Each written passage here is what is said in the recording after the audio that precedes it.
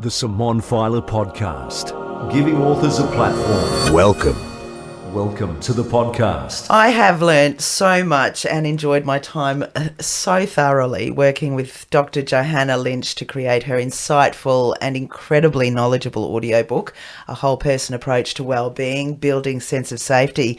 Johanna is an Aussie GP of 25 years experience who spent the last 15 years developing innovative clinical approaches to those who have survived childhood trauma and neglect. This clinical work led to her research focusing on the link between life experience and health.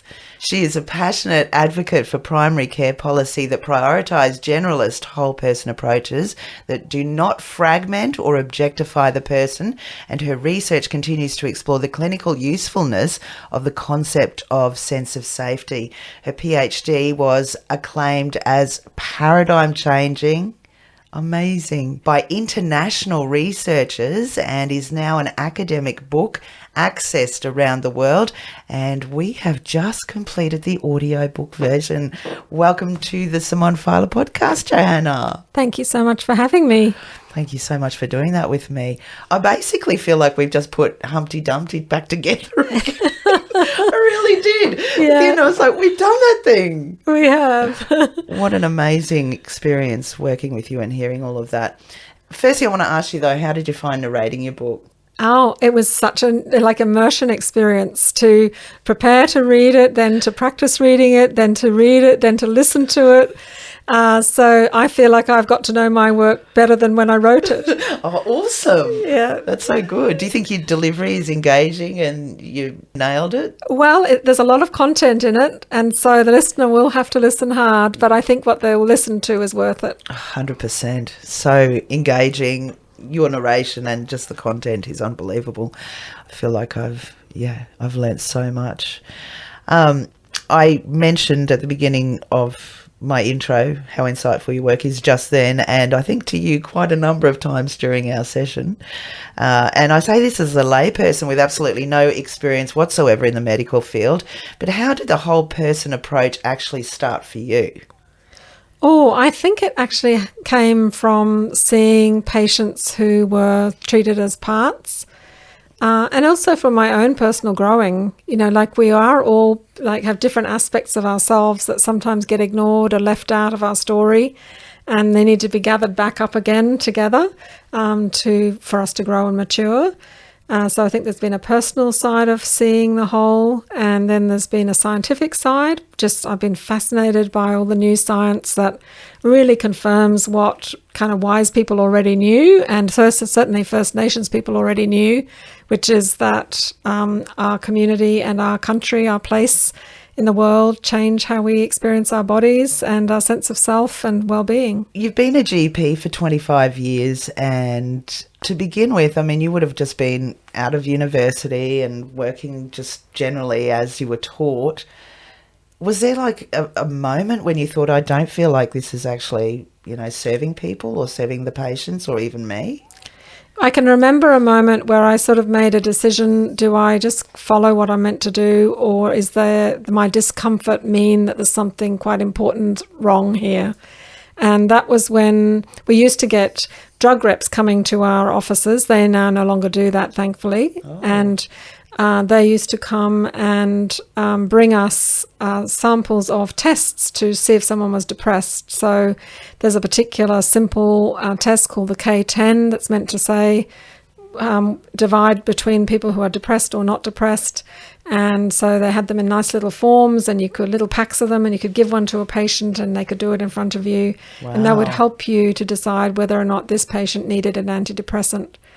And at the time, I looked at the little test and thought, this test does not understand my patient. Like, they don't know that my patient had their dog die yesterday, or they don't know, this little set of questions doesn't find out that actually they've been struggling with this feeling since they were little, and it's not like a new disease of some kind. It's actually a pain or an ache or a suffering that this person has.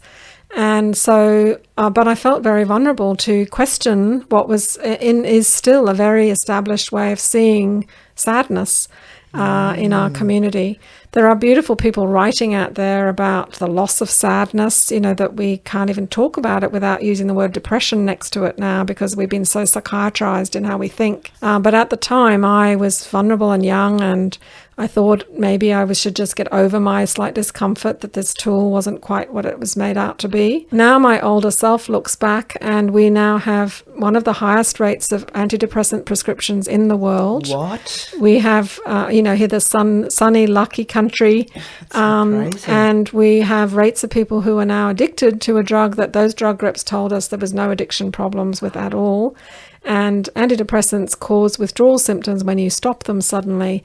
And so we now have very new ways of knowing that we need to take people off them extremely slowly when we're trying to get them off them. Otherwise, they get a reaction which makes them think, oh, I'm still depressed. But actually all that is a withdrawal symptom. Is that right? And so back then, my little naive self just felt uneasy because my patient's dog dying wasn't paid attention to. But actually that was part of a bigger story about how once you've got a label, you put it on the person, you name a drug into sort of next to that label, which is exactly what they did, because the antidepressants weren't called antidepressants before we had a diagnosis of depression. They were sort of psychoactive substances, and actually were used in the recreational drug scene first and brought into medicine after that. And so this space of discomfort became bigger than I thought it was at the beginning, but it really was about seeing the whole. Wow, that's an incredible story. That's a small insight as to what really goes on in there. So, I mean, I know that you've written this and it's been out for a little while. You've done a lot of research. Do you think doctors that are working now, other GPs, are aware of actually looking at the whole person? Yeah, so I do credit the fact that I've been focused on this with the philosophy and culture of general practice. And in fact, during my PhD, I fell more in love with generalism. So the people who work in the community, who will learn from their patients and have day-on-day experience of what does and doesn't work to help someone feel safer and weller in the world, learn new things, and they teach them to their juniors. And I learnt them from my seniors, some of whom are still working into their 70s, Awesome. providing care in their communities. And that kind of apprenticeship kind of learning teaches you more than the linear science where you just go A plus B equals C. It teaches you to notice how slowly someone's walking into the room and whether they pause and leave something out, or whether they look like they're shutting down when you mention a particular word. And they taught me those subtle things of noticing. And I think added to that, I had a natural trying to work out patterns kind of part of me that was a bit about like, how do I fit in this world? Because I moved a lot as a kid. Yeah. And so those two things came together to help me to name a pattern that was already there in the people I learnt from. And in fact, when I teach this in front of GPs, they say things to me like, you're naming what I do, but I didn't have a name for it. And I think of this now when I teach and I say, with the decision about an antidepressant, when we see they've got that form filled in, it looks like they've got depression, but we make the decision to not prescribe antidepressants. If we follow the linear kind of science, it's like, well, I'm being a bit naughty. I'm not following the rule. Like A plus B is meant to lead to C. But if you have this deeper reasoning, which is that if I put them on an antidepressant, this person will feel that forever they are not their whole self. In this particular person, I need to withhold because there's this deeper reason why they need to not have an antidepressant. Yeah. And in fact, there's a scholar in the UK, Joanne Reeve, who says that we need to ask, should I diagnose, not just what do I diagnose? Right. Because there's a deeper need to decide whether a diagnosis is actually helpful for this person in their view of themselves going forward. And if the treatment is worse than the problem. Then it's going to compound it. You know, I've obviously been to the doctor myself a few times, and during your book I was thinking, I wonder how he feels, you know, sitting there diagnosing me. And I could think he probably could have asked, you know, different questions or more questions or outside of the box questions that didn't relate to what I went in there and presented with. But I guess it's hopefully what you've written here is going to, you know, penetrate into a wider... Yeah, well, actually, I kind of see... Because generalism is not valued as much as specializing. So one of my mentors says that we think of excellence as when you know a lot about a little, and we don't actually have ways of honoring excellence that's about knowing a lot about a wide space of sort of uncertain things that aren't so neat and tidy. And so that kind of knowledge is not valued in our system. It's not given time which it needs. It needs time when you want to learn about a whole person's story and find a pattern that's gone through the story. You really need time to sit with them. And our Medicare system in Australia values short appointments. It gives more kind of incentives towards making the appointment short. And so it actually... and giving a prescription. Yeah, so it has actually de-skilled generalists from doing what they should be doing. Wow. And the other thing is we highly value tertiary ways of knowledge. So knowledge that you find out in a hospital, which is about a disease when it's really already formed. And then it's easier to know what it is, and you decide, oh, that's cardiac, or that's something to do with the lungs, and they go off to their specialised part of the hospital to get cared for. Yeah. But in general practice, we see a different caseload. We see people we don't know what their breathlessness is caused by yet. And we need to have a much broader way of noticing so that we don't miss something that might be a bit of an outlier, what we call a zebra, a little thing that we don't normally see. And in this patient is the one zebra we're going to see in our lifetime, and they've walked in the door today. Right. So we have to have ways of keeping on looking wide, as well as noticing the details for knowing what's really going on in this particular day, this particular person. And so unfortunately, tertiary ways of seeing are being used in primary care or generalist spaces. And so I would see it as a kind of colonizing, that the traditional family doctor sat with uncertainty, cared for broad, undifferentiated things, had to look wide in case they missed something, knew something about your parents and maybe your children, and had a picture of the family and had no hesitation about being part of that community and understanding. Whereas now the tertiary ways of seeing are highly valued more. And so psychiatry has actually invaded that space, so we can no longer just call things distress. We have to call them depression or anxiety. We can no longer say somebody's in mourning or is longing for something or is lamenting something. We have to name it some kind of phobia or some kind of it's so problem. dehumanizing. And so those traditional healer skills, which are about coming alongside somebody in their whole and in their sort of how do I make sense of myself on this planet kind of way, are being turned into something more specific, and yet maybe something that's lost the heart of how you heal. What got you into the field of wanting to become a doctor? We're detouring a little bit, but I'd like to find out a little bit more about you. Well, there's a little bit of me that always wanted to be a helper. And actually, when I was finishing school, I thought I wanted to be a nurse because I had a very idealistic view of a nurse. I thought the image I had is of taking flowers to be put by the side of the bed of the patient and making them feel better. That's the image of a nurse that I had in my little mind. And I had some advice there was a part of me that had a bit of leadership in me, and that sometimes I think nurses who are leaders get treated disrespectfully. Looking back, I think also you can create amazing ways of leading while being a nurse, and maybe I could have done that just as well. And there are plenty of nurses who talk about the same things I'm talking about now. But that was the challenge I was given as a teenager. I actually had to apply for university in Australia from Indonesia, where I had done my high school, and I was initially rejected. And then they went back and sort of had to analyse the baccalaureate score that I did to get into Australia. So that's how I started the process of becoming a doctor. And then the process of becoming a GP, really, it was not liking the hierarchy where things got narrower and narrower, and wanting to be with people on the ground in their community. And that's where I found my home, one-on-one with one patient at a time. And my patients have been sort of my companions. They've been lucky to have you as their doctor. That's what I can say. Lovely. They've taught me so much. I've got lots of their hearts and images in my mind when I think and write. How long have you been, with regards to your patients, kind of treating them as a whole person and that approach? I would imagine it's not something that you just came up with. You've probably been doing that indirectly, maybe. Yeah, I don't know. They'd probably answer that more carefully. But I do think that my learning about the experience of childhood trauma through my patients' stories, like I was initially horrified by what I heard. I had never imagined that could happen to a person when I first heard the stories that I heard. Now we know that a third of the Australian community has experienced childhood sexual abuse, and about a third has experienced other kinds of abuse. Wow. Sometimes in the same person.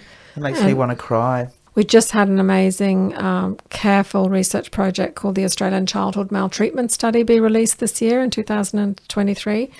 And it has confirmed the kind of prevalence of childhood sexual abuse and physical abuse, emotional abuse in our community, and it's horrifying. And we now know we've got evidence of 20 years of how childhood trauma impacts physical health lifelong and changes your life expectancy and changes how many diseases you might get, as well as your coping mechanisms that you need to do to cope with what's happened. And so those people's stories changed my awareness of how history and life story impact health, and made me look for different things. And then I went learning from those who work in trauma, and those people were working with people who'd been trafficked, they were working with people who'd survived childhood trauma in their homes, and working with people who'd come out of wars and other places like that. And they were largely shunned by the medical community. There were all sorts of ways that their work was kind of minimized or ignored in favor of this more defined, classified way of seeing the person. And in fact, the shift in psychiatry happened because of World War II, because World War II, we started getting post-traumatic stress diagnosed, and that was the first time psychiatry acknowledged a cause to a psychiatric symptom. And there's lots of history about why that is like that. But that move has slowly helped us to see. And I'm sure that those teachers teaching me how to care for a person who's traumatized changed my practice, changed what I looked for, changed how I saw words and assumptions and expressions can freak somebody out while they're trying to cope with life, and that their caregivers can hurt them if they're not aware of that and not aware of ways to acknowledge it when it's happened and repair it. Wow. I did want to mention, I've got questions here that I'm thinking I should stick to my script and maybe ask you some questions, but I wanted to mention that I watched that movie, The Sound of Freedom. Have you seen that with Not Jim yet, Caviezel? no. You've got to see it. It's just very confronting, I've got to say. It's the biggest trade. It's beating drugs, the drug trade. It's bigger than that, and it's growing exponentially, and everyone needs to see that movie. It's horrifying. Yeah. Well, and just recently the Australian government made decision not to put age verification, or not to try to put age verification on porn use in our community. What? And so to me, these things are interlinked. Like I think even the phone. Yeah, and that porn use, porn creation is a form of abuse. Often, like the amount of violation that happens is growing in that space from the people that my colleagues who work against that. And the access of giving it to children, the average age apparently is 11 years old that people are starting to watch it, and it's very addictive. And so there's this profit around addicting our young people. Yeah. Should be on our government's agenda, in my view. So again, whole person things mean it means you actually have to act on the stuff that's out there that's a communal problem. Yeah, communal. And not make it an individual thing where you have to give them a drug. It's actually something that all of us have to work on. So sense of safety is about all of us being part of the solution. Yeah, exactly. I remember being very upset when, I can't remember what phone it was, but all of a sudden you needed to have Face ID. And I immediately thought, I don't have access to my kid's phone. It was immediately a problem. And I whined about it to everybody who listened. Yeah. I haven't done anything about it, but maybe all of this can sort of, work towards helping that sort of thing. Because I don't think an 11-year-old should have a phone that's completely locked, given what you can see in there. Yes. Personally. I agree.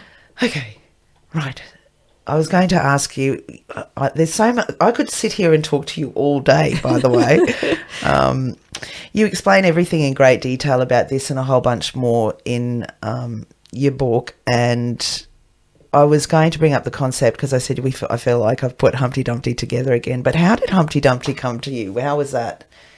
It was actually because I was trying to think of a way to teach this to medical students.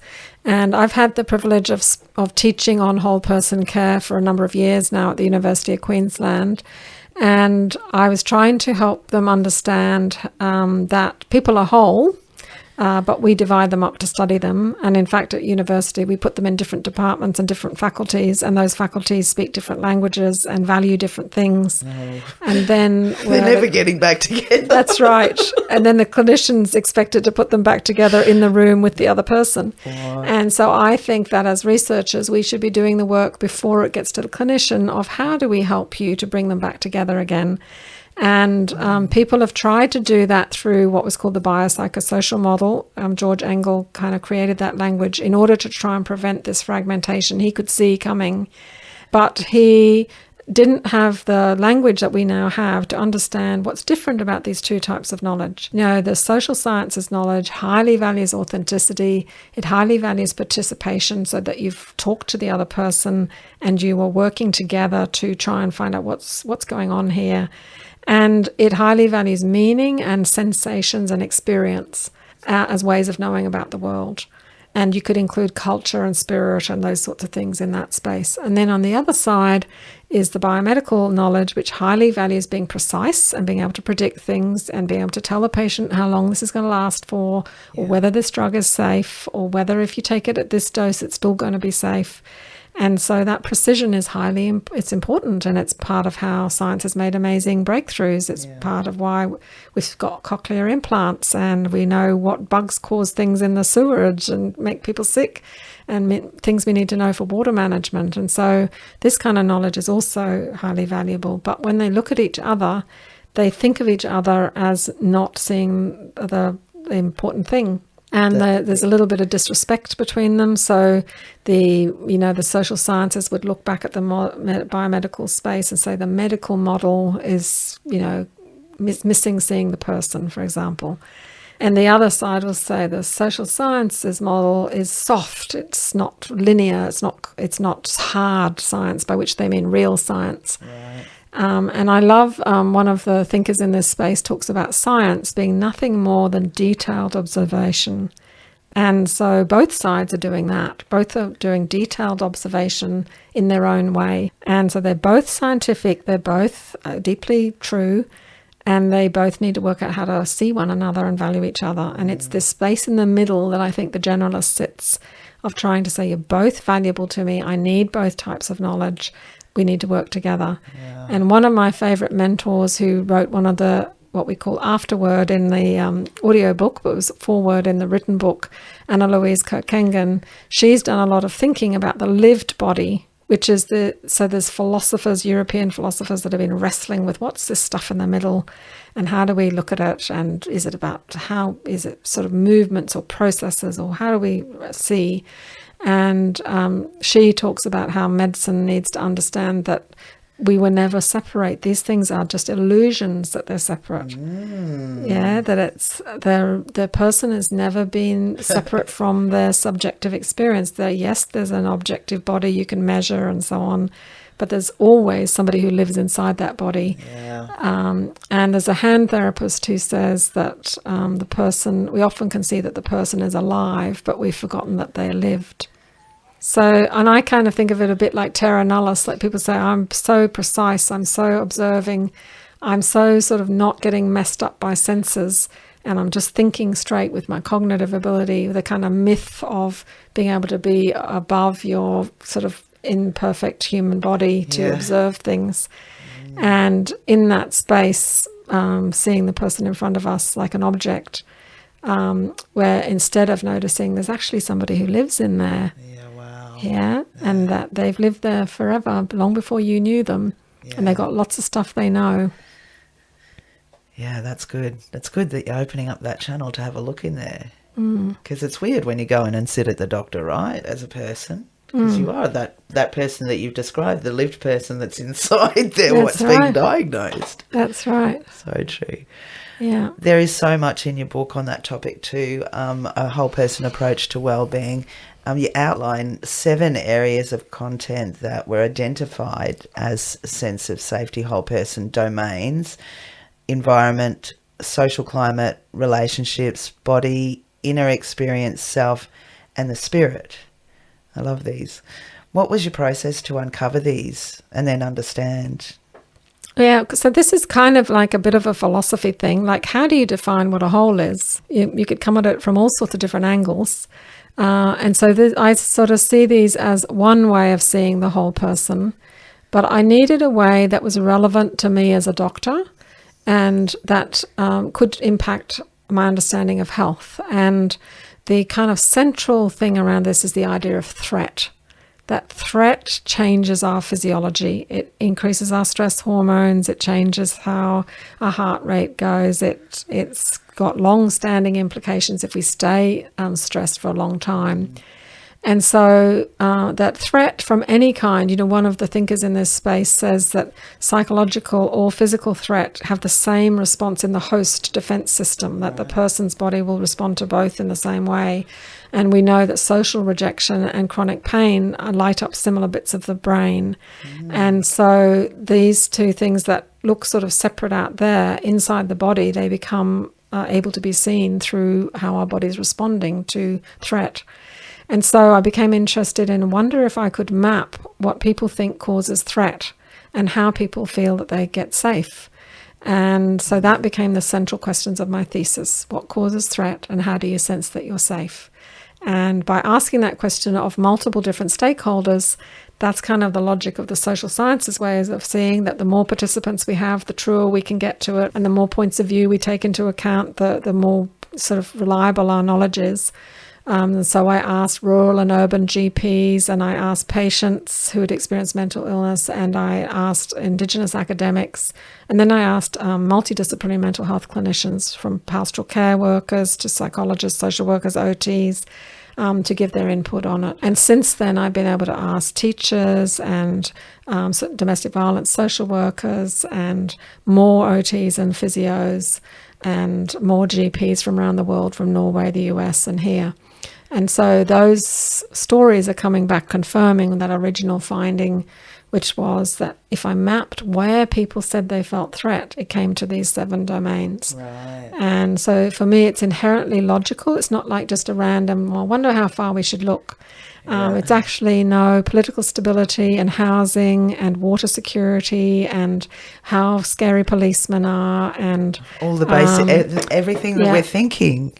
Yeah, right from housing and crowding, right through to existential, like, do I matter on the planet? They all cause humans threat. Yeah. And so they're all relevant to health. This is really a big look at the whole global picture, really, not just really the medical industry. What was the question that said, what are you going to write your thesis on? So that was quite funny because, theses are, you need to make sure you've got an answerable question when you start. And I had really wise patient supervisors who let me go crazy in the first year and told me it was normal to go wide, like, did you know that the built environment literature says the word sense of safety when it says that you have solidarity with your neighbours and green spaces around you? Oh, I was so excited to find that. And then, did you know that the word safety comes from this old Proto-European word that means whole? Right. And I was so excited to find that. And so there's all these like did you knows around the edges, and I got a bit sometimes a bit lost. But that's part of the creative process of seeing a pattern, isn't it? Like you have to kind of get it messy before you can see it straight. And they let me have that year of looking and refining what my question was. And then they got down to tax with me about, so now you have to focus and write and make it clear. And initially, the idea of a big, wide question, people were saying, can't you just take something simpler, like what they call low-hanging fruit, is what they describe it in research space. And for me, my PhD wasn't a choice around a career in research. It was around a particular question. And I think of myself a bit like, how there's career politicians and then there's subject politicians. Well, I'm a subject researcher. Right. And so I came in with a subject. It was like a burning question. And I couldn't be dissuaded to do it in a simpler way or to make a simpler choice. And, that is also part of the dilemma of being a generalist researcher. Generalist researchers potentially have this side where we want to see the wide picture, and yet to do it in a manageable research framework or using a methodology that's one of those linear science kind of methodologies, the story gets written out, it gets bleached from what we actually needed to ask when we were clinicians. So I've become a bit passionate about teaching what generalism is and how valuable it is.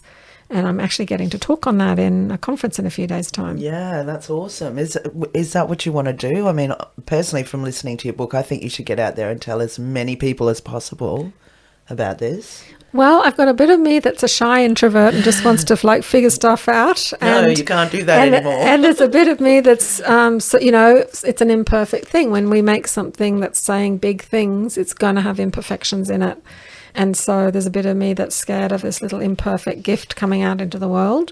But then there's another part of me that just wants the whole world to see things differently. So I was caring for someone yesterday, and she was seeing a psychiatrist and a therapist, and she was on tablets. And I just could see something different in her, which was a deep feeling that she was never enough. She was struggling to go to sleep at night because she felt she hadn't worked enough during the day. And so that not enough terrible thing is not safe. You can't go to sleep when you feel like that. Yeah. You have to keep on working. So it drives compulsions and obsessions. And if you look at it from the other side, you say, oh, well, she's got an obsession. She needs a tablet for that, or she needs some therapy for that. But I want to see it from the other side and say, but the poor thing is feeling so unsafe in the world that she's constantly feeling not enough. Yeah. And when I asked her, what would you say, what's a new thing you could say to yourself when you're not enough? She said, oh, well, I'd just say, well, you did do 5 things today. And I said, no, that's not the answer, because you're still checking whether or not she's performed. Isn't that funny? I nodded as if to say that's good. Yeah, because she's like, okay, but maybe you could say, well, you should have done 6. You've not done 6. You've done 5. 10. Yeah, but instead, actually, no, you're enough. What do you do? Whenever you don't perform, you tried your best today and you were enough for me. Yeah, that's the answer to make you feel safe. Wow. You belong to me even when you haven't performed. You're so wise. And who's your talk in front of? I'm getting some amazing opportunities. I had somebody with chronic pain find me on a physiotherapy conference I spoke at and asked me to speak on chronic pain.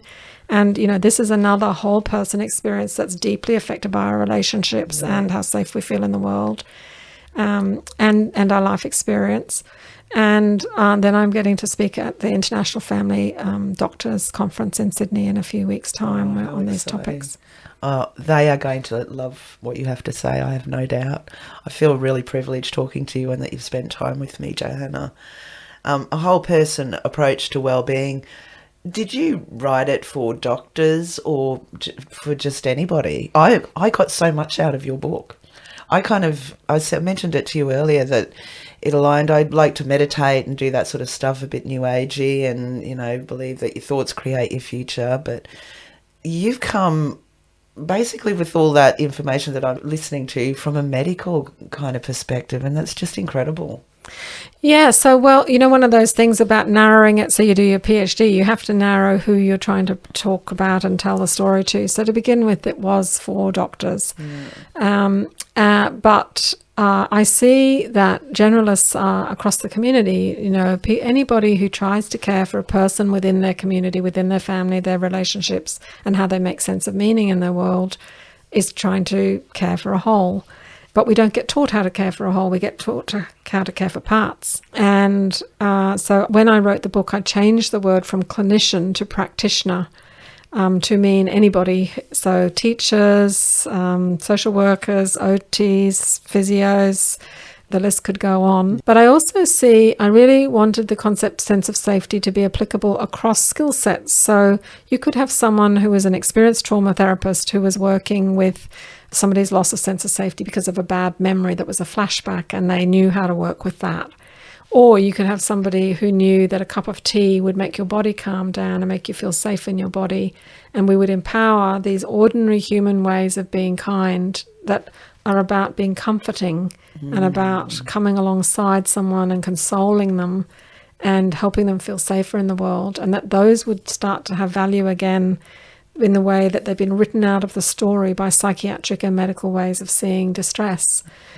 So I do have a hope that this way of seeing would become sort of a standard thing that all of us are working towards, including, those who write policies. Yeah. And there are bits of this already out there. There are people trying to do this in various different fragmented ways. Yeah. But I think we need a shared language and a kind of underlying philosophy about why it's important. Yeah. Well, I wish you all the best with your quest, and it can only be for the benefit of everybody on the whole planet.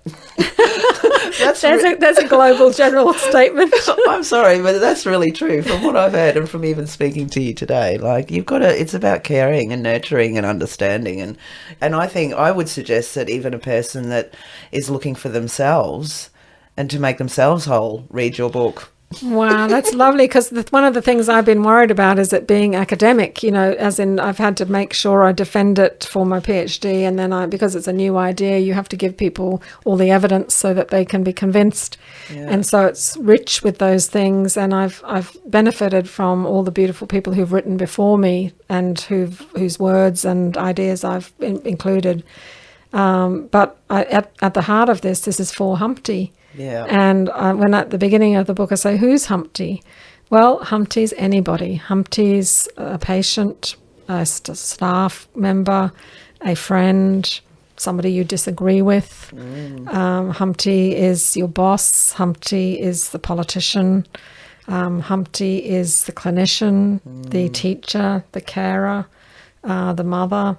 Yeah. So Humpty is both the cared for and the carer. And Humpty helps us see that everybody's a big mixture of all these things, and that we're whole. Beautiful. There's more questions that I could ask you. I mean, you talk about it not only being the patient's responsibility to go in and talk to somebody, but also the doctor and their moods, and it's so broad and also so pointed, your whole book, that I've got to tell people, you've got to read this book, it's amazing, or you've got to listen to the audiobook narrated beautifully by Johanna as well. Would you do it again? Yes. Awesome. Next time I'll be writing a book that's funner, I think. Cool. Would you write another book? Yes, I think I need to turn this book into something that's more accessible across the ages. What a great idea. Although personally I stand by what I said. I think that anybody that's looking to find themselves should read it. Listen to it now. Where can people find out more about you? So my website, drjohannalynch.com. And then I've created a website to sort of tell the story of sense of safety visually. It's like my PhD in pictures. Awesome. And it's called senseofsafety.com. And you can follow me on LinkedIn and Twitter at Johanna Lynch 21. And I guess that's the main places. Like I'll have updates on where I'm speaking and those sorts of things on my website. You do so much. I feel like there's a lot of things that I'd written down, but you're at the university, you're a lecturer at the University of UQ, you're a public speaker, you're an author, you're a mum, you're obviously a friend, you're a general practitioner, you're a trainer. Like, you are amazing. You really are. You're incredibly inspiring, and I feel like it's been such a wonderful privilege for me to speak to you on my podcast today. Thank you. Oh, thank you. Thank you. Thanks for joining the Simone Feiler Podcast. What's your story? Contact Simone for a chat at brisbaneaudiobookproduction.com.